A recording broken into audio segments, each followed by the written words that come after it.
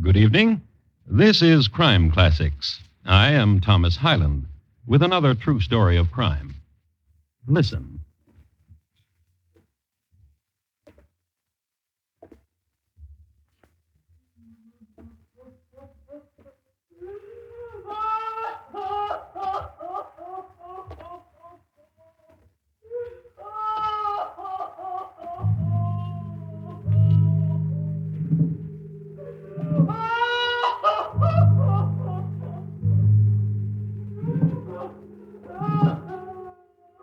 This is a dream.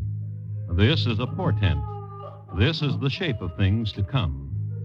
A man dreams of walking down a vaulted and empty corridor.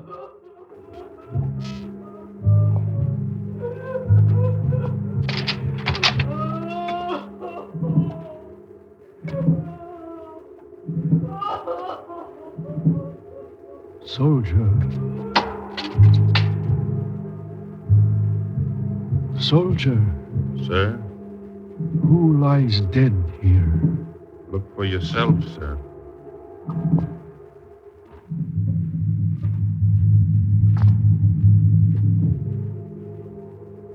Do you see who it is, sir? Yes, Who is it? it is I. Tonight, my report to you on the assassination of Abraham Lincoln.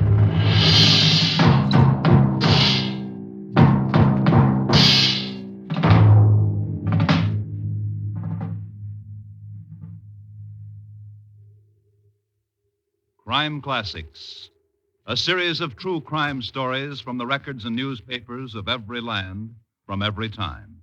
Your host each week, Mr. Thomas Hyland, connoisseur of crime, student of violence, and teller of murders.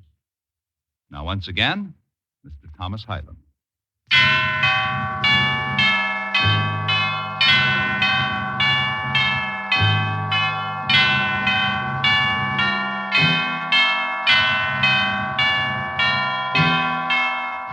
It was April in 1865, and it was Washington, D.C. A hero had come into the city. His name was Grant, a general of the time who, a few days before, had accepted surrender from another general of the time whose name was Lee. So it was a time of victory celebration, of burning candles for prayer and illumination and thanksgiving, of dancing in the streets, of noises and silences, of reunion, of shrill, of tears. The sounds that mankind makes when something is won or lost forever, or returns, or perishes. That was the sound John F. Parker made as he throws a whiskey bottle against the wall of the room. His friend was happy, too. Open another bottle, Millie. Sure, honey. Yeah, here. Do it. Now lean back your head. Slow now. Trickle it.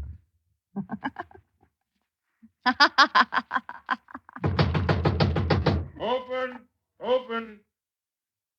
I told her downstairs I didn't want to be disturbed. Ah, Johnny. Whoever it is, I'll send him away. send him away. Go away. Go away.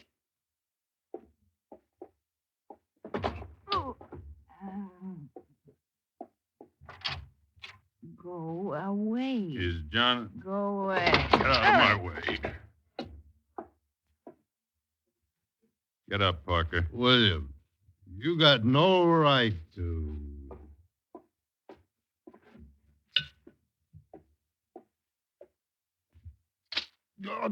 Now get up.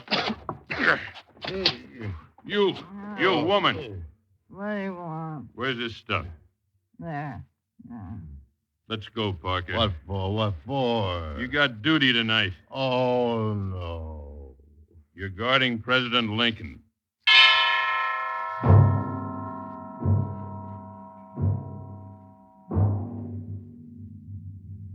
John F. Parker, member of the Metropolitan Police Force of Washington, the District of Columbia. John F. Parker, Rumpot. He was about 35 years old, and he was married. And the laughing lady you just heard was not his wife. He had been in the Union Army for a little while, but was dismissed from it for the good of the war effort. His record shows that he couldn't hold an assignment to any one beat for any length of time, for reasons ranging from sleeping in an alley on his beat or sleeping in a doorway on his beat. This is a man who was assigned to guard President Lincoln. How did this happen? Simply, Mrs. Lincoln wrote a note. To Provost Marshal James R. O'Beirne, this is to certify that John F. Parker, a member of the Metropolitan Police, has been detailed for duty at the Executive Mansion by order of Mrs. Lincoln. Why did Mrs. Lincoln write such a note? No one ever asked her, so I can't say. But we know that John F. Parker, more or less sober, appeared at the White House, and he and Mrs. Lincoln had a small chat. There are rumors, of course, Mr. Parker. You must have heard them. Rumors, ma'am? About Mr. Lincoln. About Mr. Lincoln, ma'am? That there are conspirators and attempts will be made on his life. Yes, ma'am. Ma'am, Yes, Mr. Parker? may I ask a question? Of course. Why was I selected to bodyguard Mr. Lincoln? Because... Mary, prevail upon him. Prevail upon him. Well, what's the matter, Mr. Lincoln? General Grant here. He's changed his mind. That's right, Mrs. Lincoln, I have. Prevail upon him, Mary. Oh, well, surely, General, the people are expecting you. All over Washington, they expect an appearance from you, and at the theater tonight... It's impossible. But suddenly you tell us it's impossible. Why? I'm going home. I'm going to Burlington But tomorrow you can go to Burlington. tonight. General, Ma'am? even the newspapers headline your name above Mr. Lincoln. Surely for such a privilege you would not disappoint... I've been long from home, ma'am. Yes. Yes, you have. Goodbye, Mrs. Lincoln. Mr. Lincoln. Yes. Goodbye. Goodbye. Troubles me. What does? So suddenly he changed his mind. Strangenesses are... Mr. Lincoln, Yes, Mary. this is your guard. His name is John Parker. How do you do, sir? Mr. President. I did not wish to appear rude, sir. In truth, I did not see you. This, You may go, Mr. upsetting- Parker.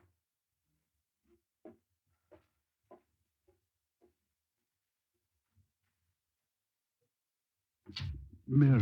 What if he won't go to the theater with us? What matter? We'll ask that young couple, that Major Rathbone you've seen so at ease with. What is it, Mr. Lincoln? Melancholy, worn thin, the infinite sadness. There's victory now, and... No, listen. You should know it. For it has lain against me for a week now, chill and dread. And I fear it. What are you trying to say? I dreamed. And now I must tell you of it, for I can no longer bear the coldness and heaviness of it. I dreamed, and this is what it was. There seemed to be a death-like stillness about me. Then I heard subdued sobs as if a person were weeping. I thought I left my bed and wandered downstairs. There the silence was broken by the same pitiful sobbing. But the mourner wasn't visible. I arrived at the east room, which I entered. There I met with a sickening surprise. Before me was a catafalque on which rested a corpse, wrapped in funeral vestments. Around it were stationed soldiers who were acting as guards. Who lies dead here? I asked one of them. He bade me look for myself. And I did. And I saw that it was I who lay there, dead by an assassin. Mary, You should not have told me of it. Mary. You should not have told me of it.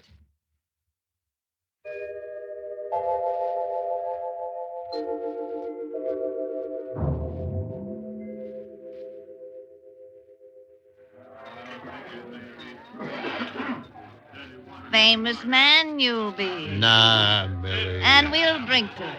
Bartender, hand us back the bottle. Ah, pour me, famous man. I will. It's such a toast. It's nothing but another duty. To guard a president. Now we'll drink to it. Everybody! Everybody! Shush you, Millie. John here's gonna guard the president.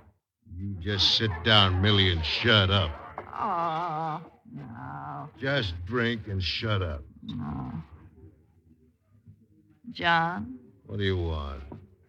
how come I saw in the paper what I did What are you talking about? today in the newspaper? About what?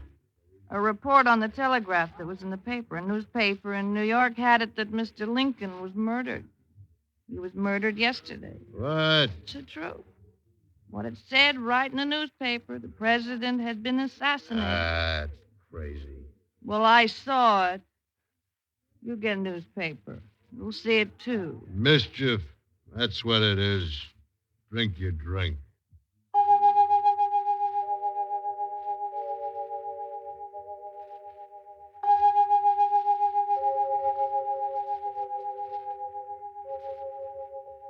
But it was true.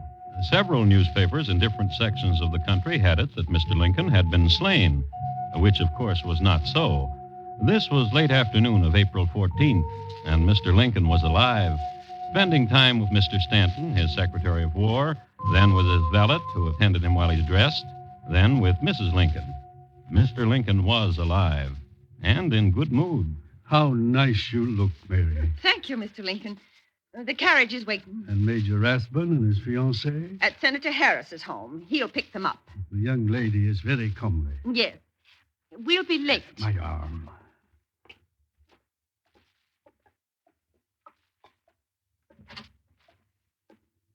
Thank you, Mr. Parker, sir. Mr. Parker. The driver knows where to go, does he not? Ford's Theater. Ford's Theater.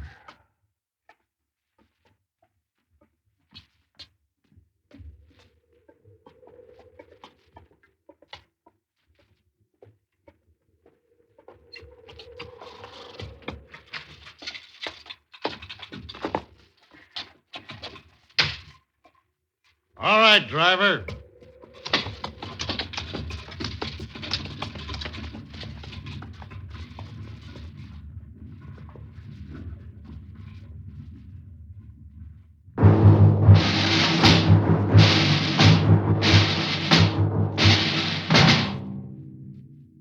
It was a raw night, and before they reached the theater, it drizzled a little, then stopped. And all over Washington, tens of thousands of candles burned. Backdrop for victory, for celebration, for remembrance. Backdrop for tears.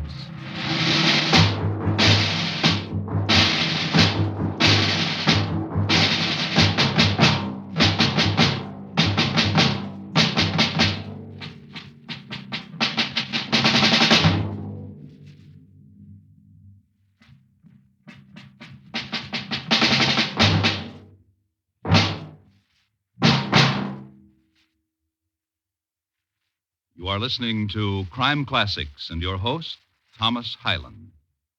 The Orient Express, a famous trans-Europe train, is the setting for Marlena Dietrich's latest thrilling adventure on Time for Love tomorrow evening. CBS Radio brings you a romantic woman of mystery involved in espionage for high stakes in the character of Diane LaVolta, played by Miss Dietrich. Remember, on most of these stations tomorrow night, it's time for romantic mystery on Time for Love. And now, once again, Thomas Hyland and the second act of Crime Classics and his report to you on the assassination of Abraham Lincoln.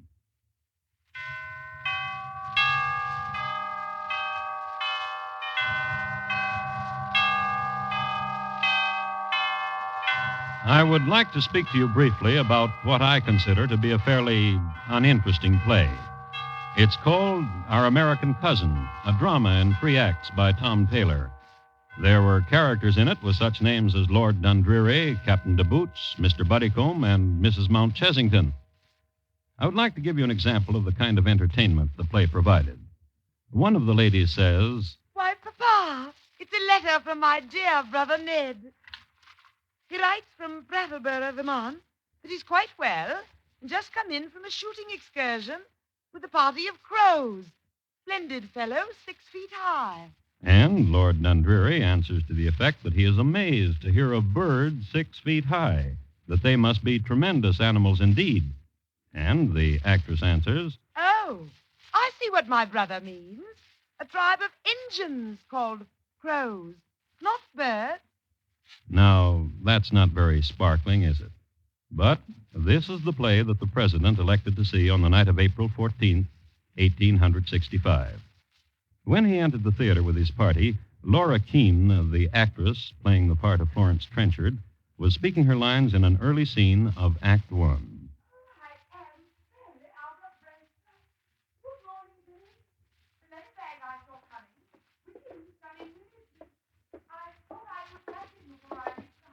Thank you, Mr. Ford.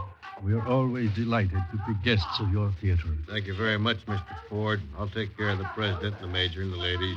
Where will you sit, Mr. Parker? There's a chair out here in the hall for me. Will you?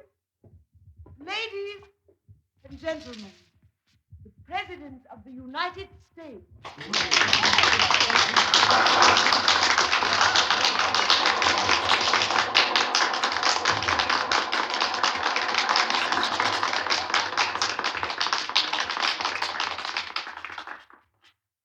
You sit there in the rocker, Mr. President. Mrs. Lincoln, the major, and you, lady. Right there. And if anybody wants anything, I'll be right outside in the hall. I thought I could catch him before I reached the house. So off I started. I forgot to in or over. I got over to the head, got in. I wish you could speak up. You won't find it hard to Me? Fish for an act? Don't you take me for an angler? give me the letter. Now, John Parker was a fidgety man, and he knew it. So, to soothe the fidgets, he had a bottle tucked away. It was a dull evening, and John Parker never liked plays anyhow. Just sit, the drone of the play, walk around a little, notice that a peephole had been bored into the door of the president's box, and not wonder why. Nor wonder why no other boxes were occupied. Just other people enjoying themselves, not him, Yeah. because it was dreary and his bottle was empty. I would like to say that 5 years later, John Parker was fired from the police for falling asleep under a lamppost. Not for leaving the president unguarded, which he did this night. Left the president and went to the bar across the street. What will you have, sir? Whiskey. And oysters, dozen. Yes, sir. Blue Point? Ah, Blue Point. Barkeep, Be with you. not in a minute. Immediately. What about my oysters? Just a second, sir. What can I do for you, Mr. Booth? Brandy. Oh, there's another. Now.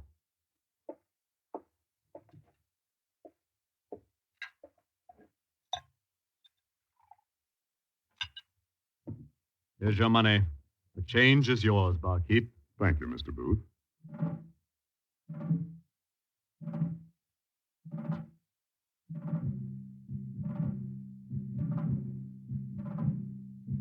John Wilkes Booth was 27 years old. He was an actor, had achieved some success in Shakespearean roles. A handsome man, a darling of women, a man who sported black flowing ties and an Inverness cape and an ivory-headed cane. It is interesting to note that he had been a member of the Virginia regiment which captured and executed John Brown. It is interesting to note, too, that his father, who was Junius Brutus Booth, was insane. John Wilkes Booth just passed John Parker and went out of the bar and into the street and walked south for 4 blocks to a livery stable. Here, 2 men waited for him, Mr. Booth, I thought you wouldn't get here. whose name was Louis Payne, I knew he'd get here. Him. whose name was George E. Atzerodt, Him. Can't stop him. Not John Wilkes. Nobody can. How does it go, gentlemen? Are we ready? Not him. Not him, Mr. Booth. What is this? He's not going. Shut up. I'll kill him if you say the word, Mr. Booth. He'll stop. Just leave him alone. He'll stop. He told me just a moment ago. He said he's not going through with it. Yes, he will. I'll kill him if you want me to. Don't lust too much for killing, Mr. Payne. Kill those who need it. Only those. Not that I'm afraid, me. No. Just excited, is that it? Not going. That's the word. You see? Silence, Mr. Payne. He'll ruin all of it. Little man, you would, too. You'd ruin all of it. You know what you have to do. Have to. No. Ask him why. Ask him. Mr. Payne. But he's got no reasons. Ask him why. Little man. Say, do you... I am at the Kirkwood house, in the room, near the man, near the vice president, near Andrew Johnson. Yes. Near him. I see him. Knife and gun I have. Here. And in the room, in the place, he hit on the door. And when he opens the door, shoot him. Do it. Or the knife. No, you can't. Of course you can. In my head, I see me doing that to him, and I can't. Of course you can. No, You see? Little man. Yeah, no. Listen to him. Little man. No. He's mad. No, As each of us is mad, Mr. Payne. Madness suckles us, and the warmth of it goes down easily. You are mad, and I, and the little man. And he, most honestly, the little man. Are you trying to say And that... you are insane too, Mr. Payne? Is there doubt of it? You are sworn to kill this night Mr. Seward, Secretary of State to this country of evil men. And he... Little man, tonight you will be a hero. And listen, little man, when it is done, when Andrew Johnson is dead, I will give you a present, a thing that sparkles and shines, and you will love it. Will it be round? Round. And you will do what I tell you to do. You see, Mr. Payne? Of course you do. Will it be wasted upon the two of you if I say, we lie deep in fair darkness, yet at our side, glory. Go, do what you must.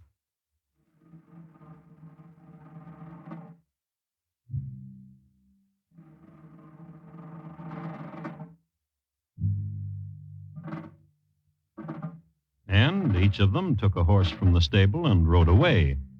This little man, George Atzerodt, became confused and just rode to exhaustion, and he did not kill. And Mr. Payne, he entered the home of Mr. Seward and fractured the skull of Mr. Seward's son and cut the throat of Mr. Seward, so it was feared for a time he would die. And John Wilkes Booth, he rode toward the theater, and a block from it, in a shadow pool that edged the fall of light from a street lamp, Anna Surratt waited there. John Wilkes, Yes? now the time has come. Now what you're going to do will be done. Yes. You on your horse there, and the fever in your heart to do this thing. I cannot tell you now again not to do this thing. No. A burning, Yes. a hating. Yes. How do these things find place among all the tenderness of you?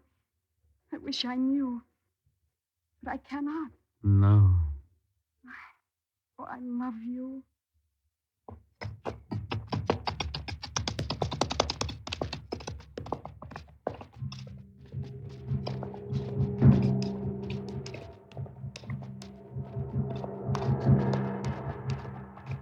And now only a small way more, 1 block more, and John Wilkes Booth rode it.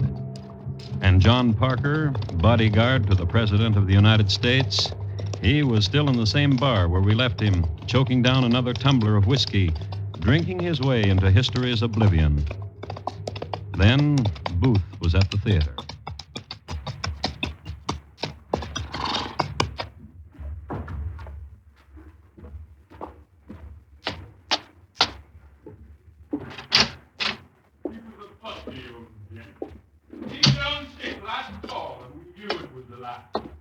He called me in his room.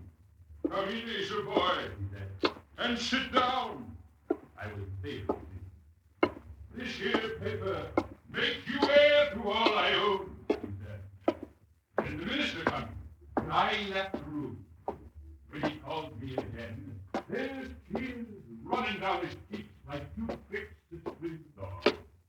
Well, Acer boy, he said, I've done wrong against me own flesh and blood, but I aim to change. And really can do it. He liked that piece just like I'm doing this one.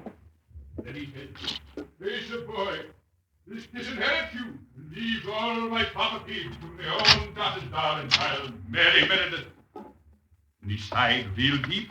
And that was the last of old Mark Trenchard. I'll leave her alone now.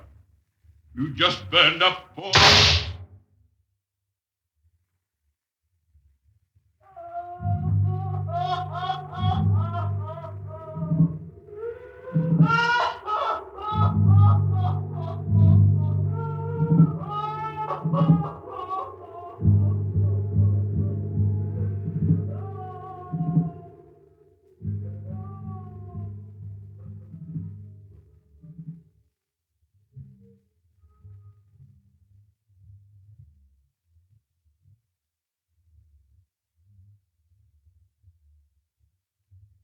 In just a moment, Thomas Hyland will tell you about next week's crime classic. Abraham Lincoln, tonight's crime classic, was adapted from the original court reports and newspaper accounts by Morton Fine and David Friedkin. The music was composed and conducted by Bernard Herrmann, and the program is produced and directed by Elliott Lewis.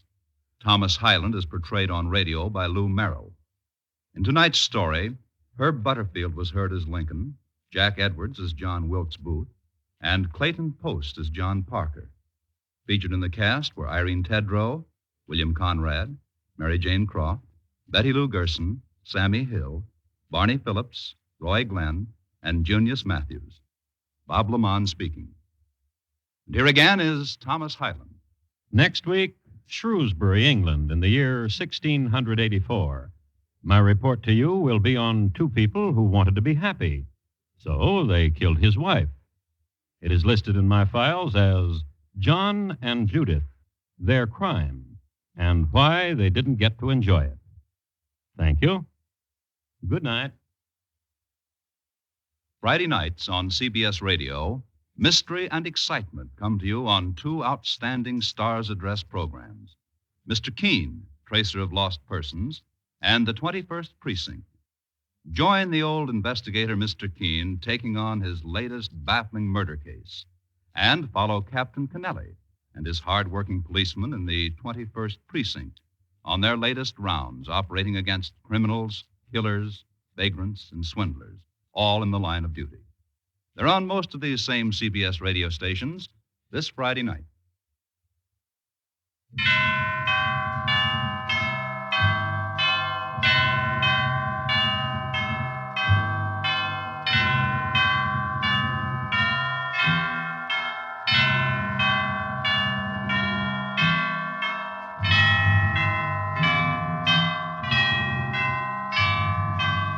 Gangbusters go into action Saturday nights on the CBS Radio Network.